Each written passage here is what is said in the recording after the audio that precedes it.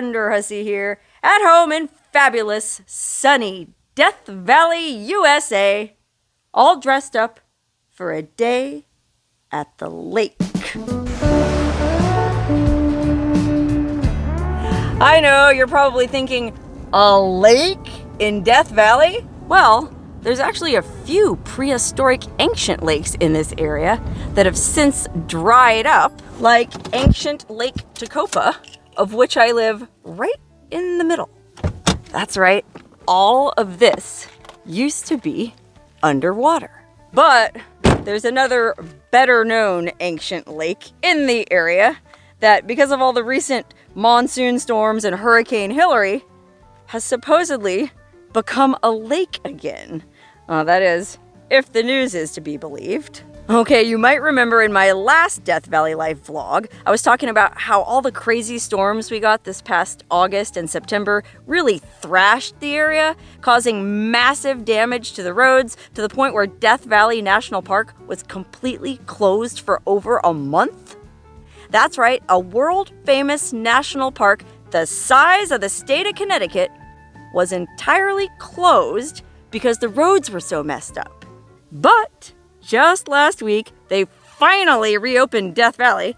So now I guess you can go out and see for yourself where this ancient prehistoric lake has risen from the dead. It's actually one of the most iconic spots in all of Death Valley, and I have been curious to drive out and see for myself if the hype is really true. So that's why I'm all dressed up for a day at the lake.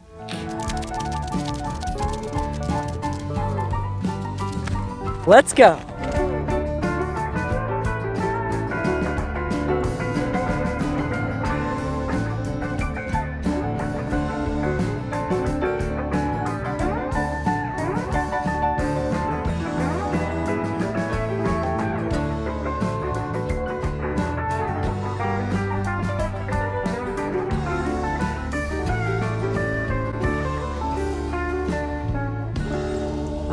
Okay, we're here. Wouldn't be a day at the lake without a beer, or in my case, a ranch water. Okay, this is Badwater Basin, probably known to most of you as the lowest point in the Western Hemisphere, which it actually isn't even the lowest point in the Western Hemisphere. They found another place down in Argentina that's even lower, but we're still 282 feet below sea level, which you can see if you look up there on the side of the mountain. There's a sign right there showing you where sea level is. And relative to where we're standing, well, it's pretty high up there. Anyway, let's see if the second lowest point in the Western Hemisphere has become a lake. Oh, look, it says, wet and muddy conditions, Badwater Basin temporarily filled with water following a storm on August 20th, 2023. Okay, I'm filming this on October 21st, so 2 months after this thing became a lake.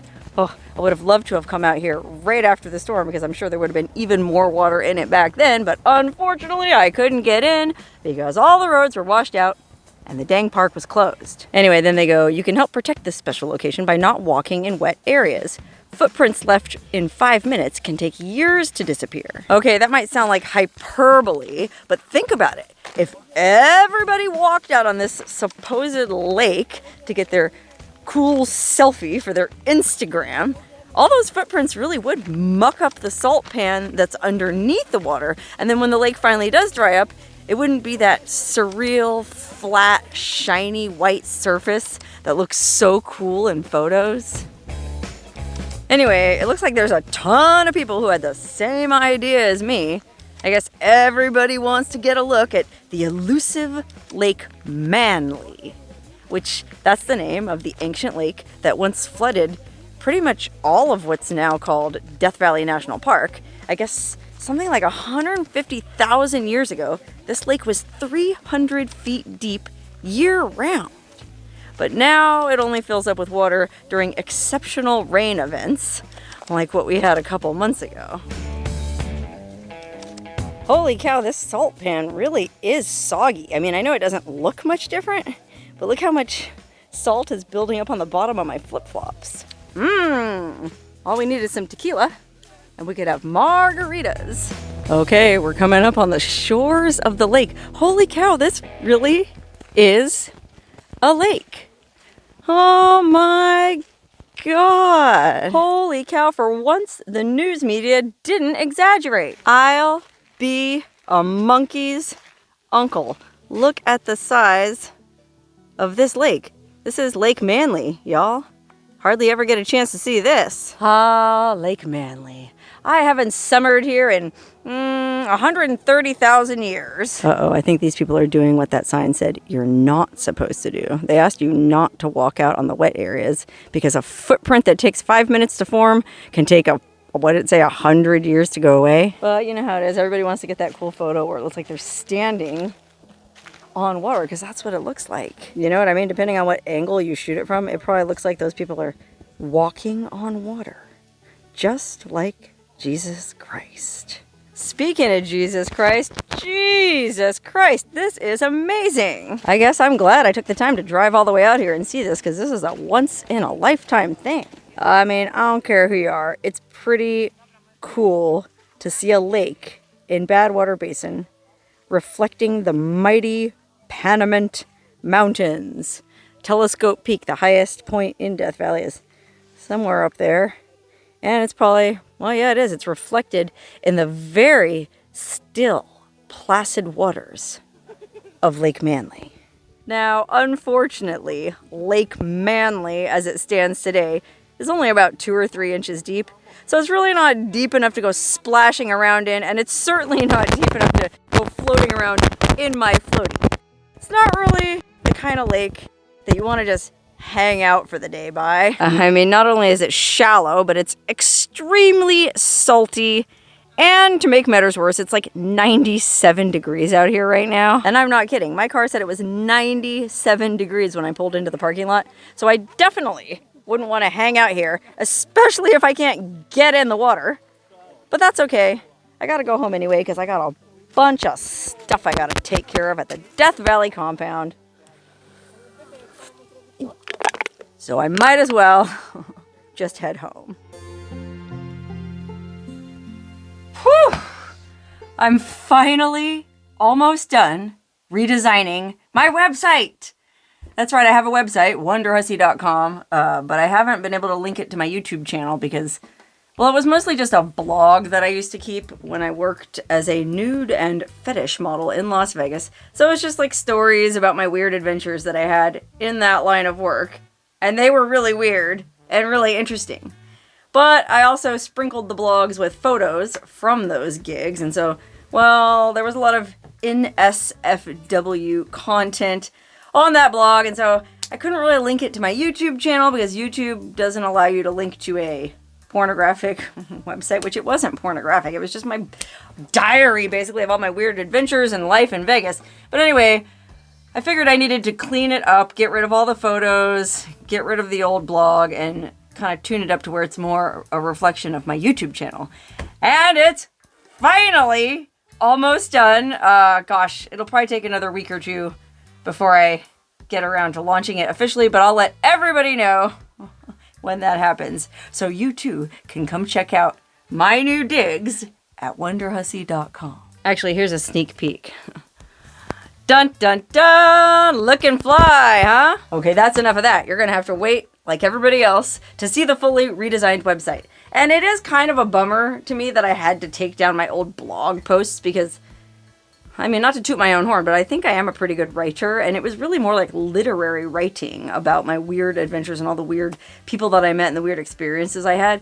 So I really hated to take that down, but I'm not deleting it permanently. I'm actually going to turn those old diary entries into an ebook. So if you never got the chance to read my old diary entries, well, when you're watching this video, they'll still be up on wonderhussey.com, so go check them out if you want. Otherwise, I'm going to package it together in an ebook, and then I'll have it, I guess, available on Amazon. Not really sure how that works. And I'm not really sure how I'm going to find the time to get all of that done on top of everything else I have to do. I'm just in the middle of an extremely busy period in my life. One of the things I want to do is I need to update my bedroom, okay? If you've been following me on this bizarre Death Valley compound journey, Well, I moved all my stuff out from Las Vegas, and originally I was living in the main house, but then I swapped with my sister into this casita. And so I just kind of threw all my stuff into this room last minute. You know, I didn't really put any thought into it. I just kind of took... This rug was in my Death Valley submarine. That's right, remember the submarine? Well, it's still over there.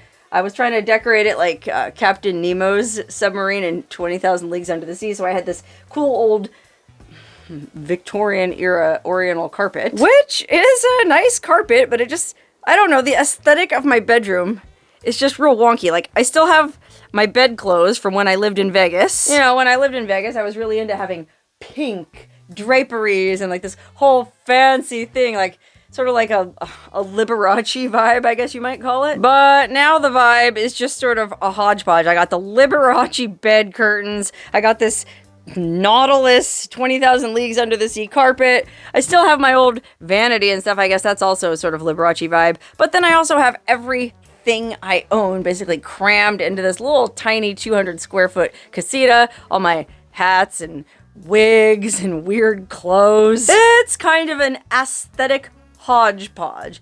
Now, I'm not really into astrology, but I am a Virgo Libra cusp, and my understanding of Libras is that they like things to be beautiful and harmonious. And so it's really been bothering me that you know, this is where I spend a lot of my time. When I'm at home, it's where I spend almost all my time. I mean, I do all my video editing in here, and then I sleep in here, and then I do all my primping in here. And because I'm not really very good at home repairs, there's like 2 different linoleum patterns in here. There's 2 different linoleum patterns out here.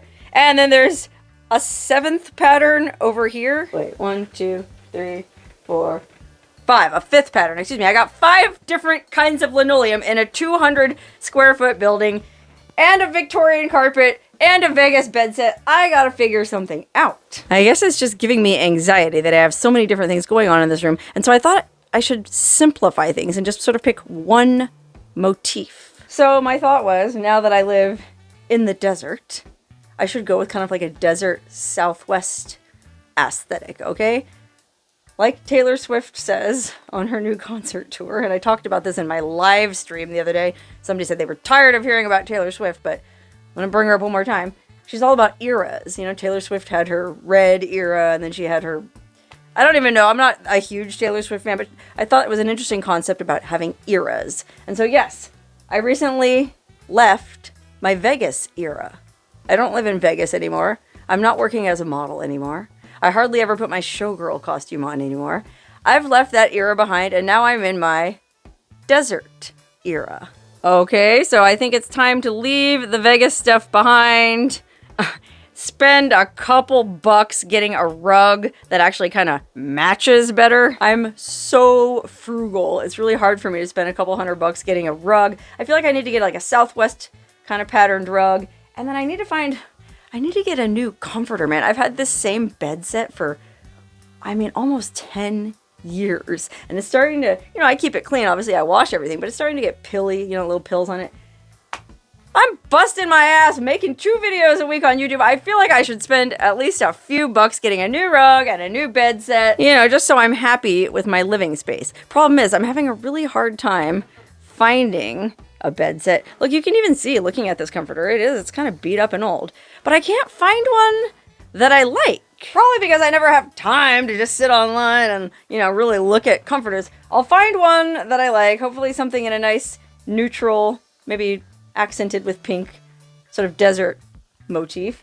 And then, well, maybe that will sort of bring all this chaos into a semblance of harmony. Either way, it's definitely time for some updates to the old casita, because I'm actually getting ready to do some upgrades to the old casita.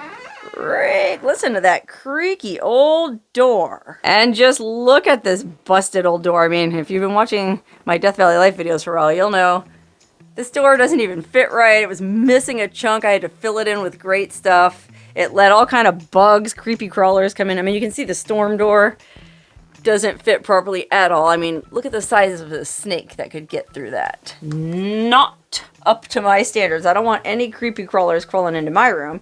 But because this screen door fits so poorly, I can never let fresh air in here, man. I have to keep the door closed at all times because if I just leave the screen closed, God knows what's going to crawl in here. Well, the good news is I'm doing something about it. Finally. And when I say I'm doing something about it, I really mean that my friend Mike Z is doing something about it.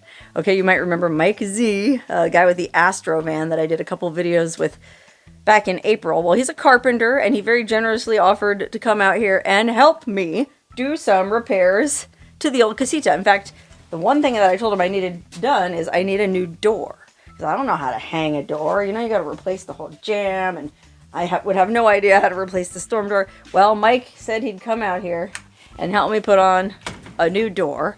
And he's going to be out here for like 11 days. So I feel like replacing a door, well, out here everything takes way longer than you would think. So while most people could replace a door in an afternoon, I'm going to go ahead and say it'll probably take 3 days to replace this door. Because first he's got to come out here and look at it and, you know, figure out what needs doing, you know, how much of the jam needs replacing, whatever.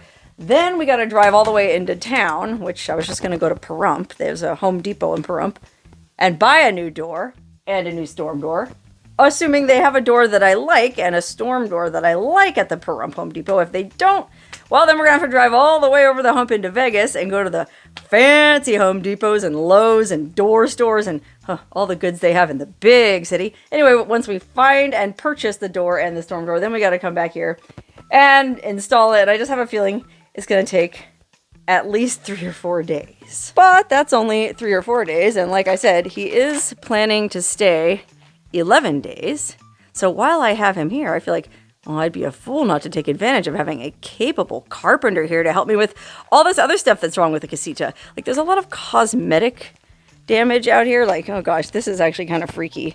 There was some kind of trim around the bottom of it that's totally rotten with water and tweaked. I mean, you can see some critter has been living down there. And I do sometimes hear something scurrying around inside the walls of the house. In fact, this is the window in my office right here where I sit working on videos, and I hear something crawling around in the walls all the time. And so I just kick the wall or, you know, hit the wall with a stick to scare it, and then it goes away. But I mean, who knows what all is living under this casita and what they're going to do to the wiring. You know, they'll chew through the wires. Next thing you know, I won't have any electricity. So now that I'm thinking about it, covering up that hole and making it to where critters cannot crawl down in there is also something I should have Mike help me with.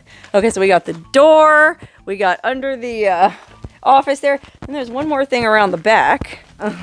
You might see how there's these ladders leaned up against the wall here. Well, that's not just because I needed a place to lean some ladders. No, sir, these ladders are actually holding this wall in place. This wall blew loose in a storm, and it's just, well, I don't want to pull it. You'll just have to take my word for it for now. This wall is just flapping loose, and I mean, yeah, I could just like screw it back shut, you know, with like a drill, but you want to be able to get in here because there's actually a little crawl space in there. It's hard to see from there. I'll show you from the front. Maybe you'll be able to see. So there's this cinder block building here. That's our laundry room. And then it butts up against what looks like the side of the casita. But the side of the casita is actually about 1.5 feet, 2 feet that way. There's like this crawl space in between the casita and the cinder block building. And that's where the air conditioner that's in my office vents out. Okay, you're not even supposed to vent an air conditioner into an enclosed space.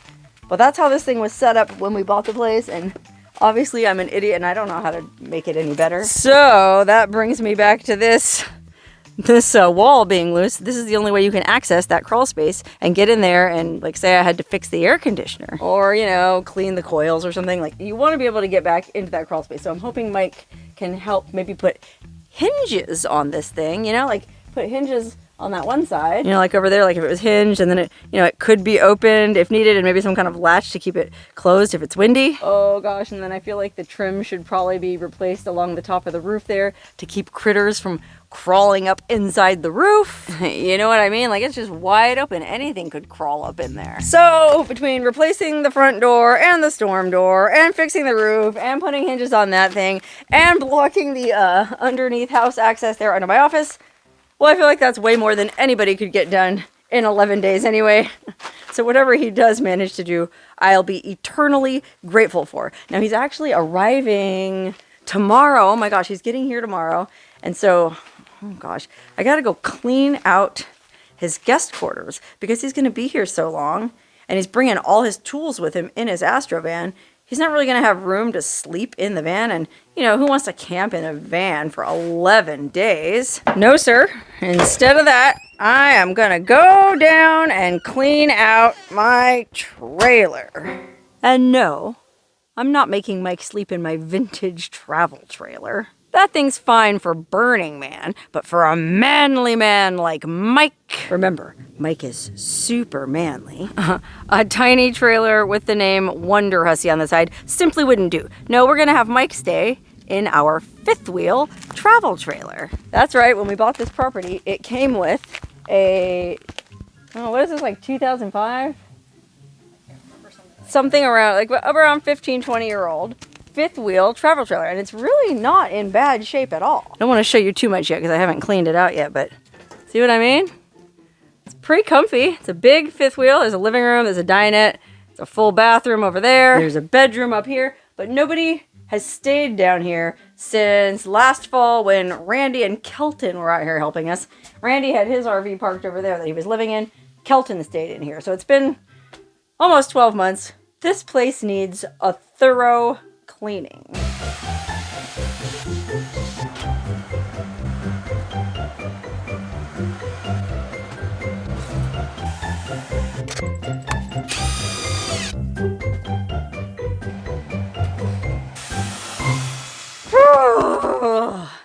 I did not expect cleaning this trailer to take 6 hours. Oh my gosh, my sister and I have both been in here for 6 hours. But the good news is this place is now so clean, I'm considering moving in here myself. Okay, I'll give you a quick tour now that things are tidied up. Yes, there's rocks sitting on that little bit of flooring because my sister had to use liquid nails to put it all there, and we're letting that dry, but everything else is ready. We thoroughly cleaned and vacuumed and hung up some tasteful, oh, I gotta be careful, I just realized there's a lot of, we hung up a bunch of nude posters and postcards because, you know, Mike is a man's man and he's gonna be here doing man's work, and, you know, we wanted to make this into like a man cave. So I have a bunch of old vintage Betty Page postcards that we hung about here and there. And then these old movie posters somebody gave me. I put one on the back of the bathroom door too. Look at that. Remember Barbarella? It's like the Japanese Barbarella poster. Woo! Woo! And then over here, we made the bed. We put fresh sheets. Look at that. Manly pillowcases. Manly bedding. One more manly man poster in here. I'd say this trailer is now fit for a king. The only downside, for some reason the propane's not hooked up to the stove, so we had to put this butane camp stove in here, but you know, there's a coffee maker, there's a sink with running water, the fridge works, and it's clean as a whistle. How about that? Anyway, I gotta go, man. This has been a long day, and guess what? It's still not over. I still have work to do on my website. I still have to edit this video, and I still have to go take a shower and clean all the grime off me from this whole adventure. Well, at least I got the hard part over with. I mean, I cleaned everything out. Maybe that's not the hard part. The hard part might be when he gets here and I have to help him replace the door and do all these repairs. Oh, but it's not going to be all work. I'm sure we're going to make some time in there to have a few cocktails and maybe at least one party, and maybe, just maybe, at least one off-road adventure. Stay tuned to find out how it goes.